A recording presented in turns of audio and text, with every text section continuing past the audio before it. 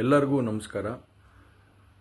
ಮೊದಲನೇದಾಗಿ ನನ್ನ ತಂದೆ ತಾಯಿಗೆ, ತಾತಂಗೆ ಹಾಗೂ ನನ್ನ ಕುಮಾರನಿಗೆ ಮತ್ತು ನಾಡಿನ ಜನತೆಗೆ ಹಾಗೂ ಎಲ್ಲ ನನ್ನ ಕಾರ್ಯಕರ್ತರಿಗೆ ಕ್ಷಮಾಪಣೆ ಕೇಳ್ತಾ, ನಾನು ಫಾರಿನಲ್ಲಿ ಎಲ್ಲಿದ್ದೀನಿ ಅಂತ ಸರಿಯಾಗಿ ಮಾಹಿತಿ ಕೊಡದೇ ಇರೋದಕ್ಕೆ ಇವತ್ತು ಮಾಹಿತಿ ಕೊಡೋದಕ್ಕೆ ಬಂದಿದ್ದೀನಿ.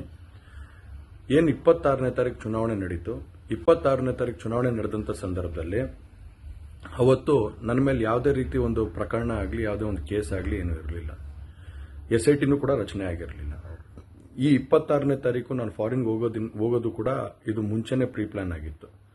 ಹಾಗಾಗಿ ನಾನು ಫಾರಿನ್ ಹೊರಟಾದ ಮೇಲೆ 3-4 ದಿನದ ನಂತರ ನಾನು ಯೂಟ್ಯೂಬ್ ನೋಡೋವಂಥ ಸಂದರ್ಭದಲ್ಲಿ, ನ್ಯೂಸ್ ಚಾನೆಲ್ ನೋಡೋವಂಥ ಸಂದರ್ಭದಲ್ಲಿ ನನಗೆ ಈ ಮಾಹಿತಿ ದೊರಕುವಂಥ ಕೆಲಸ ಆಯಿತು. ಮಾಹಿತಿ ದೊರಕಿದ ಮೇಲೆ ನಂತರ SITನೂ ಕೂಡ ಏನು ಒಂದು ನೋಟಿಸ್ ಕೊಡೋವಂಥ ಕೆಲಸ